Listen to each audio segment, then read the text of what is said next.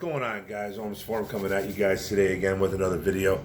And today's video, I'm going to be talking about our fifth round pick, tight end, James Mitchell. A little bit of more of a deeper dive into our picks that I'm trying to get done here.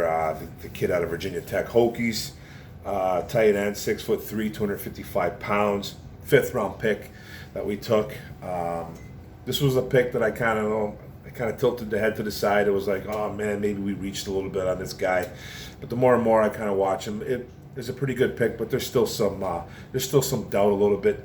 Not doubt that he's a bad football player. Just I thought we reached just a little on this kid. But we did sign to a 4-year deal at $3.9 million with $285,000 plus signing bonus, all locked up. Honolulu Blue and Silver, 4 years. So his stats: 52 catches, 838 yards.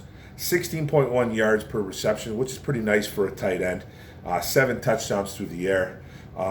Even rushed the ball for like 9 yards, but 5 touchdowns over his collegiate career. So more of a goal line situation type guy, trying to get those tough yards, get in the end zone. So he got in the end zone through the ground at least 5 times. 4 years at Virginia Tech. So this kid, he's a traditional wide tight end.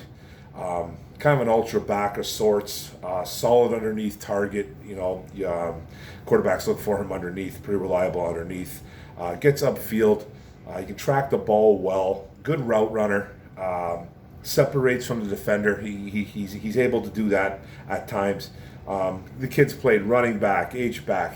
He's been split out wide, slot. He's an inline tight end too, blocking. So he's versatile right there, man. He's even returned punts. Back in 2020, didn't really get anywhere, but he did it a few times back in 2020. I don't know if there was injuries going on in Virginia Tech special teams, but they trusted him enough. The Virginia Tech coaches trusted him enough to put him back there at punt return and field punts, because it's not easy returning punts, especially when that ball's coming down really fast. You have to be really concentrated, and sometimes. You just let the ball slip through your hands, bounces off your shoulder pads, goes right through your hands. So to be able to have some trust in a player to do that is pretty good, and obviously his coaches trusted him there. So that's kind of a bonus right there. He'll never return punts in the NFL, but it's just the trust factor is there. A compact build. A big kid, not overly huge for a tight end, but he's got a compact build. He's got a basketball background, played some basketball as well. He uses those skills to the fullest by trying to box out defenders. He's a contested type guy. He jumps. He can jump. He can box out guys. He uses those basketball skills to the fullest. So got big hands, can adjust on the fly for bad passes made by a quarterback, and he gets to the ball, so it tries to make a play. He's also a fearless blocker. When you watch the kid on tape, he's a good blocker, and he's a willing blocker, and he looks like he likes to block. So you like that about him too as well. Good strength and power, especially in the upper body. Good with his eyes while pass blocking. You notice when he pass blocks, he can notice like a late blitzer.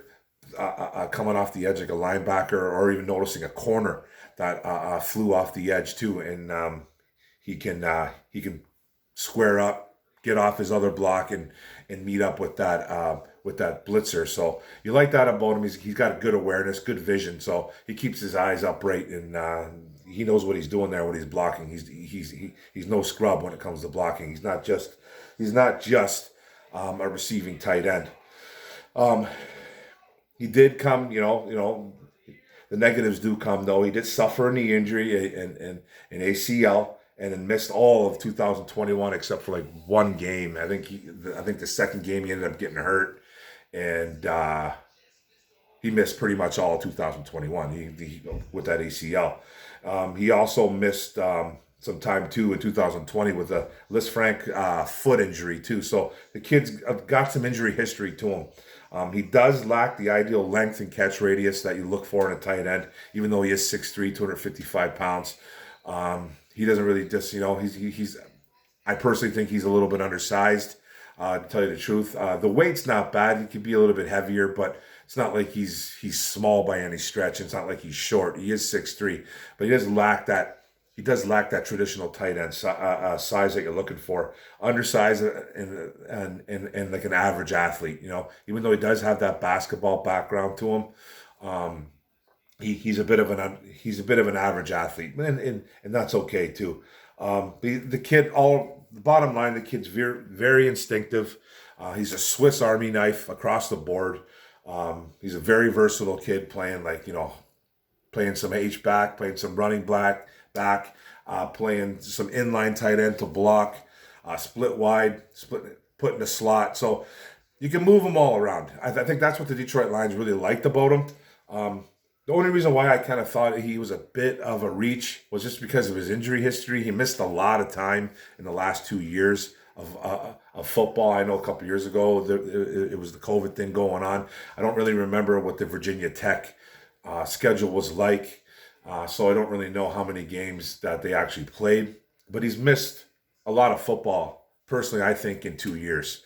But he's apparently going to be ready sooner than later. He got hurt. Well, the good thing is it's not always a good thing to get hurt. But when he got hurt really early last year. Like immediately, like game two. So he's had tons of time to heal. Way more time than Jameson Williams, our first round pick. So this kid's going to be ready before Jameson. But he's got that injury. He's got that foot. He's got the knee. So he's a kid they're going to have to kind of move along slowly, but I think he'll be ready by camp at least. But I gave the kid pretty much a 7th round grade. They took him in the 5th. So I did have him at least drafted, but I thought they reached a bit. Yeah, but he's not a bad football player. He's probably going to be the number 2 right now. Right now he's not. It's still Brock Wright's job to lose, in my opinion.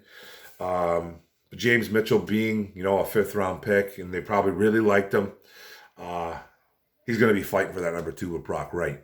So, he's going to his upside is as a blocker, though. That's mainly what his upside is, and I think he's going to learn to develop as a pass catcher too, as well. He's got the traits there. He can go up seam. He's good underneath. He's got big hands. He's got good hands too, as well. Big soft hands. So he catches a lot of balls. He doesn't drop a lot of balls. So you really like that about him, and he's going for that number 2 spot behind T.J. Hockenson. So, and that's another thing too that I was just a little bit kind of concerned about. Like, we got TJ. He's signed that 5th-year option. They gave him like $9+ million. Now they'll be possibly maybe working on his contract to stay here or not. I'm not too sure. TJ's got some injury history as well. So what they did, I just shook my head a little bit, thinking, oh man, like, okay, I thought we needed to go get a tight end in this draft or at free agency, whatever they tried to do, and they went and picked up a bunch of guys. But with the James Mitchell situation, you went and picked up a guy that's got injury history too as well. So it's like you already got one, and T.J. Hockenson that can't stay healthy, but is super talented. I think T.J. Hockenson is super, super talented. But you went and you picked up a guy in the 5th round that's got injury history as well. That just kind of makes me shake my head a little bit. Like, okay, even though I do think he's a good football player, like what are you trying to do here? Like, you know what I mean? It just kind of irked me a little bit. I'm not going to bash the Lions for it. I'm not going to destroy them for it because this is a kid that I thought was a good football player, but I just thought it was a bit of a reach. And then we have guys like Brock Wright, who was an undrafted free agent last year, who kind of stepped in for TJ and played pretty good.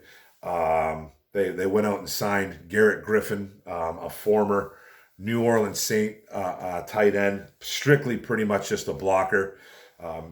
He hasn't caught too many balls in the NFL from what I'm aware of. And then there's the guy that I really liked last year, the pickup that they picked up, Shane Zylstra, the kid out of Minnesota, the kid that played for the Vikings. He went to school in Minnesota too. I thought this kid was he was a insanely talented wide receiver. His brother played in the CFL, had a pretty decent career in the CFL, and then I think he plays with the Carolina Panthers right now. His older brother, and this Shane Zylstra kid that I liked last year, I think he got in 1 or 2 games. He caught a couple balls. He looked pretty athletic.